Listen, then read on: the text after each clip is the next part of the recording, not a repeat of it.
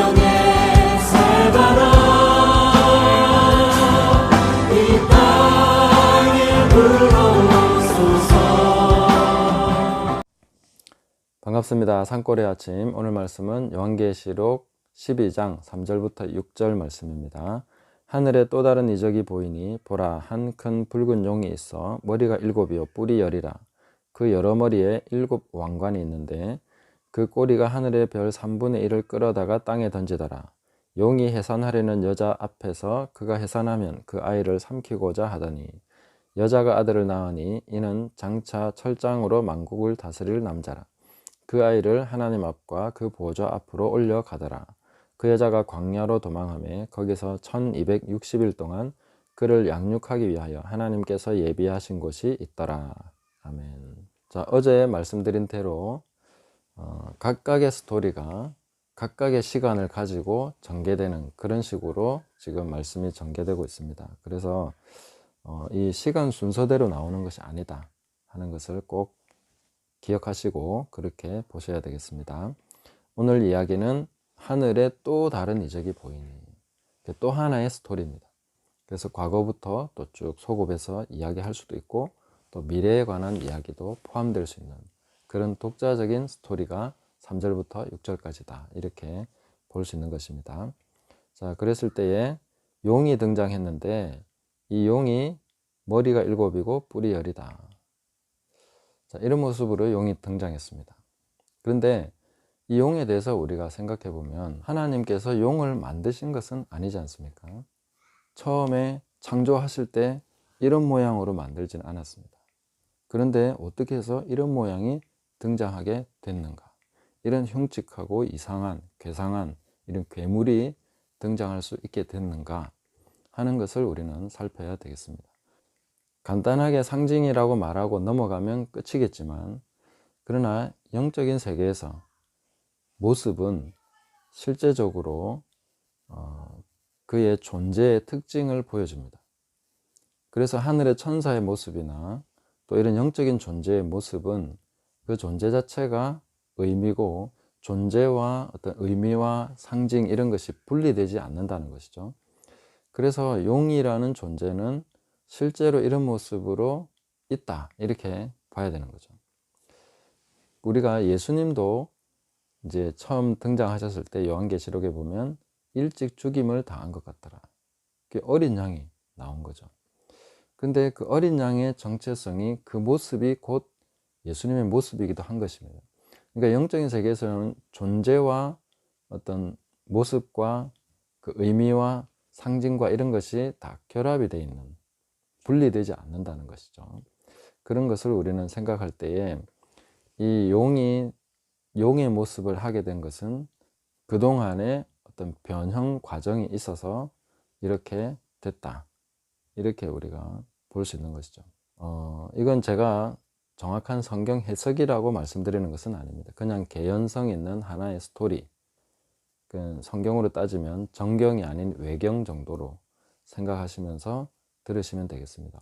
이거 뭐 정확한 도구마가 될 수 있는 교리적인 차원의 그런 해석이 아닙니다.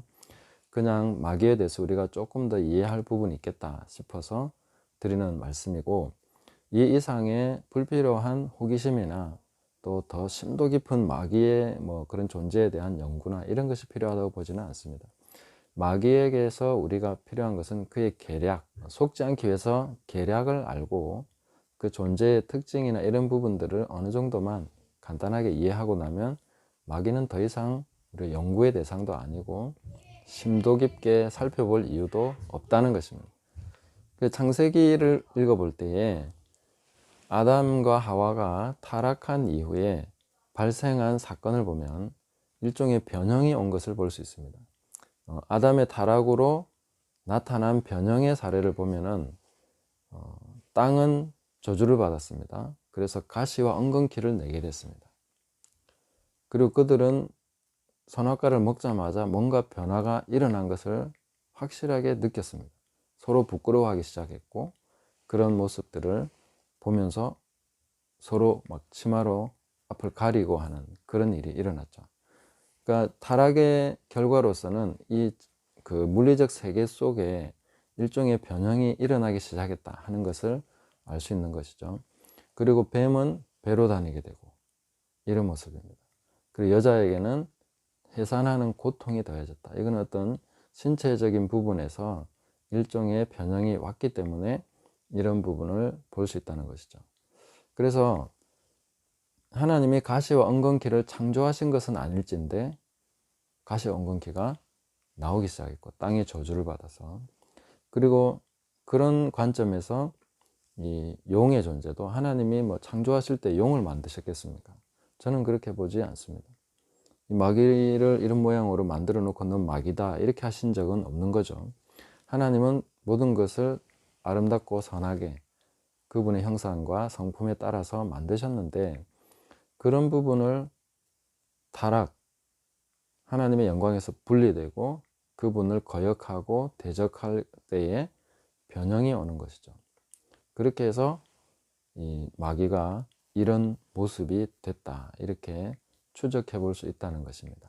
마귀는 용이지 뭐 그렇게 보면 아무 문제는 없습니다. 그런데 하나님이 용을 만드신 것은 아닌데 어떻게 용이 나타나게 됐는가 하는 부분은 타락으로 말미암은 일종의 변형이 있었다 하는 것을 우리는 성경을 통해서 부분적으로 확인을 해볼 수 있다 하는 것입니다. 그리고 하나를 덧붙여서 제가 말씀드리고 싶은 것은 가시와 엉겅퀴가 남으로써 아담에게는 노동을 하고 땀을 흘려야 먹을 수 있도록 하셨고, 하와에게는 출산의 고통을 더하셔서 그런 생명을 탄생시킬 수 있도록 그렇게 만드셨는데, 저는 이 부분이 어떤 분들은 그 노동의 축복이다 이렇게 말씀하시는데 그건 맞습니다. 그런데 저는 인간에게 이런 고통과 이런 그 노력, 땀을 흘려야 되는 징벌을 주심으로써 더 심하게 변형되는 것을 하나님께서 붙드시고 막으셨다 이렇게 저는 봅니다. 은혜의 조치라는 거죠. 그래서 땅이 변형되기 시작하고 변질되기 시작했는데 가만 놔두면 어마어마하게 변질될 수 있는 것이죠. 도저히 살 수 없는 땅으로 변질돼 갈 수 있는데 하나님께서는 여기까지, 그래서 아담에게 곧 그 노동할 수 있는 노동의 고통을 더하시면서 땅의 변질을 막으시고, 그 다음에 그 아담과 하와의 자손이 완전히 변질될 수 있는 것이죠. 죄로 말미암아 어떤 생물체가 나올지 모르는 정도의 변형이 올 수도 있는데 출산의 고통을 더하시면서 그 부분을 막으시고 온전한 아이로 인간의 모습으로 태어날 수 있도록 그렇게 저는 조치하셨다 이렇게 생각을 합니다. 이거는 성경 해석이 아닙니다. 그냥 저의 뇌피셜입니다. 그렇지만 어느 정도 개연성 있는 설명은 될 수 있다. 왜냐하면 하나님께서는 그 말씀으로 만물을 붙들고 계신다 이렇게 말씀하셨습니다. 그러니까 지금 빛이 있으라 하시는 그 말씀이 지금 현재까지 빛을 붙들고 있는 것입니다. 그 땅과 바다와 그 모든 생물들을 향해서 하나님이 하신 말씀이 이 세계를 붙들고 있는 것이죠. 그런데 인간이 타락함으로써 그 말씀과 언약 관계를 파괴시켰는데, 이 부분에 대해서 그러면 심한 변질이 나타나고 완전히 변종들이 막 득실득실 할 수 있는 그런 땅과 바다가 될 수 있었지만 하나님께서는 인간에게 또 하와에게 그런 징벌을 가하심으로써 그 부분은 막으시고 오히려 우리가 담당하는 이 고통을 통해서 이 땅이 아름답게 또 우리 자손들이 더 아름답게 그 생을 지속할 수 있도록 그 생명을 지속하면서 번성할 수 있도록 그렇게 은혜를 베푸셨다 이렇게 볼 수 있다는 것이죠. 예, 이 부분은 그냥 성경 말씀에 대한 저의 생각입니다. 그래서 이거 뭐 교리화 시키거나 그런 거 아니고 개인적으로 그냥 뭐 그렇게 이해할 수도 있겠네요 하는 정도로 보시면 되겠습니다. 그 뒤로 보시면 이제 붉은 용이 머리가 7이고 뿔이 10이다 이런 부분을 우리가 어떻게 볼 수 있겠냐면, 저는 마귀가 자기 머리로 하나님을 계속 흉내내려고 하고 하나님을 이겨먹으려고 하고 이런 식으로 계속 도전해 왔기 때문에 머리가 7개의 모습, 머리 7개를 보태도 사실 아무것도 아니지만 한 개보다는 두 개가 낫고 두 개보다는 세 개가 낫고 계속 자기가 하나님과 같이 돼 보려고 또 하나님보다 이렇게 높아져 보려고 하는 그런 시도들 때문에 이런 흉측한 모습이 됐다 이렇게 봅니다. 그리고 그 중에 뿔이 10개입니다. 그러면 머리가 7개인데 뿔이 10개면은 머리 3개는 뿔이 2개인 것이죠. 이해가 되십니까? 이건 산수 영역인데 그래서 머리가 7개고 뿔이 10개고 그러면 3개의 머리는 뿔을 2개를 가지고 있는데 이건 역시 하나님을 흉내내려고 하는 그런 모습이다 이렇게 봅니다. 머리 3개, 지혜의 영역에서 하나님을 흉내내려고 하는, 그러다 보니까 머리 3개는 좀 특별한 머리가 된 것이죠. 자, 이런 식으로 마귀는 끊임없이 변형돼 왔고 변질돼 왔고 그렇게 해서 지금 현재 이 본문이 보여주고 있는 용의 모습이 됐다. 그리고 이 계시록 뒷부분으로 계속 가면서 보면은 용은 끊임없이 하나님을 흉내냅니다. 삼위일체까지 흉내내려고 성령을 흉내내는 선지자와 또 예수님 성자를 흉내내는 그런 짐승과 뭐 이런 식으로 계속 진행돼 가는 그런 모습을 보여주고 있습니다. 그냥 딱하다 이렇게 보시면 되겠습니다. 그래서 마귀는 할 수 없는 걸 계속 하려고 해왔고 시도해왔기 때문에 이런 흉측한 모습이 됐고 하나님으로부터 떠나온 존재로서의 변형이 진행돼서 이와 같이 용이 됐다 이렇게 보시면 되겠고요. 또 붉은 용이라고 했죠. 붉은 용. 그 존재 자체로서 또 주님을 흉내내려고 하다 보니까 마귀가 흉내낼 수 있는 것은 색깔밖에 없는 것 같습니다. 예수님의 보혈 정도 아닐까 이렇게 생각을 합니다. 그래서 나름대로 자기도 흉내내 보려고 하는 그런 모습이죠. 그리고 이 용의 모습이 바로 세상 종교의 모습이다. 세상 모든 종교에 마귀의 영향력이 있지 않겠습니까? 그리고 하나님 비슷하게 흉내내려고 하는, 그 사람보다는 좀 나아 보이죠. 머리가 7개니까 머리 하나뿐인 사람보다는 훨씬 뭔가 있어 보이고 대단해 보이기도 하고 때로는 하나님처럼 이런 머리 3개인 이런 지혜도 좀 등장하는 것 같고요. 그 다음에 붉은 색깔, 예수님의 희생, 십자가의 사랑 이런 부분까지도 흉내내려고 하는 그런 모습이 세상 종교 안에 있다 이렇게 볼 수가 있겠습니다. 그리고 덩치가 엄청 크니까, 큰 용이니까 어마어마한 그런 대단해 보이는, 굉장히 힘있어 보이고 뭘 해도 할 것 같은 전능을 흉내내는 그런 모습으로 마귀는 변질되어 왔다. 변질돼 봐야 세상의 피조물의 모습이죠. 공룡과 비슷한 모습이지 않겠습니까? 그래서 공룡은 가장 교만하게 창조된 그런 존재이기 때문에 마귀가 흉내내고 하다 보니까 결국은 이런 용의 모습까지 된 것이다 이렇게 볼 수가 있겠습니다. 그리고 왕관까지 썼으니까 뭔가 참 자기가 지배하고 통제하고 다스리려는 이런 욕심이 굉장한 것이죠. 머리 7개마다 다 쓰고 자기가 왕노릇하려는 이런 욕구를 보여주고 있다. 이것이 바로 마귀의 모습이다 이렇게 이해하시면 좋겠습니다. 자, 그런데 그 꼬리가 하늘의 별 3분의 1을 끌어다가 땅에 던지더라. 자, 이 사건은 언제 일어난 사건이냐, 이 일이 일어난 때는 언제일까 하는 것을 특정하기는 상당히 어렵습니다. 그런데 최소한 창세기 6장 이전이다 이렇게 볼 수는 있습니다. 왜냐하면 그때부터 하나님의 아들들이 타락한 모습을 보여주고 있습니다. 사람의 딸들과 결혼하기 시작했다. 천사들의 타락을 보여주고 있기 때문에 최소한 창세기 6장 이전에 이 일이 일어났다 그렇게 볼 수 있고요. 그래서 마귀가 타락을 했고 또 마귀가 아담과 하와를 넘어뜨리는데 성공하는 것을 보고 천사들이 동조를 했을까 이렇게 볼 수도 있고요. 아니면 그 전에 아예 일어난 사건이다 이렇게 볼 수도 있습니다. 그 때가 언제냐 하는 것이 그렇게 중요한 것 같지는 않습니다. 그 다음에 용이 해산하려는 여자 앞에서 그가 해산하면 그 아이를 삼키고자 하더니,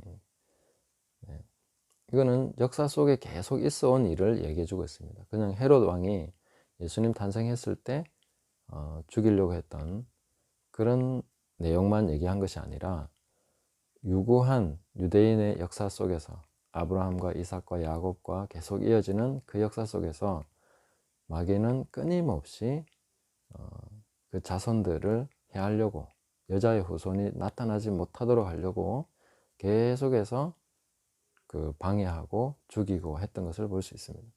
뭐 바로는 남자가 태어나면 나일 강물에 던지죠. 그 아달랴 같은 경우는 완전히 다윗의 자손을 씨를 말려 버릴 뻔했죠. 한 명만 남았습니다. 그런 시간도 있었습니다. 그러니까 이런 역사 속에서 마귀는 끊임없이 이 일을 해오고 있었다. 해산하면 그 아이를 삼키고자 하더니, 삼켜버리려고, 죽여버리려고 계속해서 이 방해하는 이 일이 있어 왔기 때문에 이것은 시간을 특정한 사건이 아니라 계속해서 일어난 것을 정확하게 단순한 이런 묘사를 통해서 보여주고 있다 하는 것입니다. 여자가 아들을 낳으니 이는 장차 철장으로 만국을 다스릴 남자라. 그 아이를 하나님 앞과 그 보좌 앞으로 올려가더라. 예수님이 나셨고 승천하신 것이죠. 마귀는 실패했다는 것이죠. 하나님께서 이기셨다는 것을 아주 짧은 문장으로 보여주십니다. 이것은 이미 끝난 사건, 하나님께서 승리한 사건이다. 근데 이 아들을 또 두 증인으로 보는 분도 계시더라고요. 두 증인은 좀 맞지 않다. 왜냐하면 복수가 아니고 단수고, 그 다음에 장차 철장으로 다스릴, 만국을 다스릴 남자. 이 대목은 제가 이 대목은 요한계시록을 해석하면서 계속해서 굉장히 중요한 포인트로 제가 말씀드리고 있는 부분입니다. 예수님께서 만국을 다스리시는데 그것이 바로 현재적 하나님 나라의 임재, 이런 부분을 보여주기 때문이죠. 자, 그래서 결국 하나님이 승리하셨습니다. 그리고 그 여자가 광야로 도망하며 거기서 1260일 동안 그를 양육하기 위하여 하나님께서 예비하신 곳이 있더라. 유대인들이 그 역할을 다 했습니다.